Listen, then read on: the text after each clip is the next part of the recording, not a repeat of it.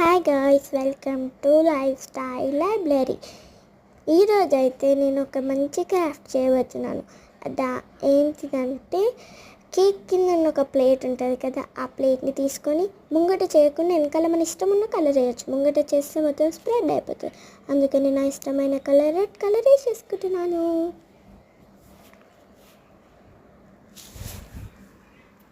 ఇప్పుడు నేను మంచిగా రెడ్ కలర్ స్ప్రెడ్ చేసి వేసేసాను. ఇప్పుడు ఎంత బ్యూటిఫుల్గా ఉంది, కానీ అది ఆరడానికి టైం పడుతుంది. ఇదైతే చాలా చేతికి అంటిపోయింది.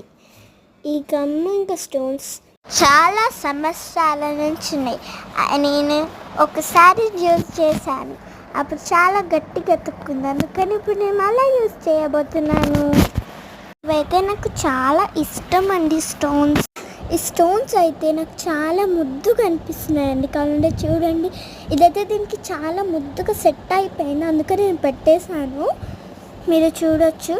ఈ చైన్ అయితే ఏమంటారు, నేమ్స్ ఉంటాయి కదా, ఫ్యామిలీ నేమ్స్ రాసుకుంటున్నాను. నేనైతే నాకు ఐడియా వచ్చింది, నేను రాసుకుంటున్నాను. ఇంత పెద్దగా ఉంది, సరిపోతుంది ఇదైతే నాకు.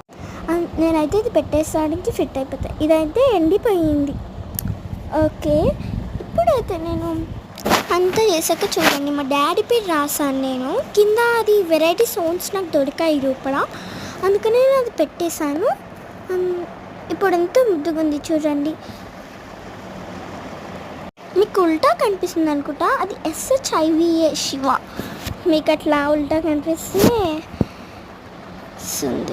అది కొత్త స్టోన్స్ చెప్పాను కదా, అది కనిపిస్తుంది ఆడ. మా ఫ్యామిలీ పేరు అంతా రాసుకొని మీకు చూపిస్తానండి. 2 minutes. మళ్ళీ ఇది టైం పడుతుంది అంత రాసే లోపల, అందుకనే సెకండ్ పడుతుంది అనుకుంటా, నాకు అనిపిస్తుంది. ఇప్పుడు నేను 1కి స్టార్ట్ చేస్తానంటే ఇప్పుడు 3 అవుతుంది. అందుకనే నేను టైం T2 అవుతుందని నాకు కంపల్సరీగా అనిపిస్తుంది. ఇక T2లో వచ్చేసాము మేము. ఇప్పుడు నాకు మధ్యలో నేను స్టోన్స్ తీసేసాను, ఎందుకంటే మంచిగా కనిపించలేదు మళ్ళా. అందుకని మధ్యలో స్టోన్స్ తీసేసి క్లౌడ్ తయారు చేశాను. ఆ క్లౌడ్ ఎట్లా తయారు చేశానంటే కర్వ్ తీసుకోవాలి, ఎట్లా అంటే చూపిస్తుంది. ఇప్పుడు కర్వ్ అది తీసుకోవాలి. కర్వ్ తీసుకొని నేను చూపిస్తాను. ఇప్పుడు ఎట్లా అంటే, ఇప్పుడు సర్కిల్గా అట్లా కర్వ్ షేప్లో కట్ చేసుకోవాలి. కట్ చేసుకొని చూపిస్తాను. ఇగోండి, ఇట్లా కర్వ్ షేప్లో కట్ చేసుకొని మధ్యలో మొత్తం గమ్ ఫెవిస్టిక్ అతకబెట్టి ఏమంటే కాటన్ అతకబెట్టాలి. కాటన్ అతకబెట్టి మన దగ్గర ఐస్ ఉంటాయి కదా, ఐస్ పెట్టాలి. మళ్ళా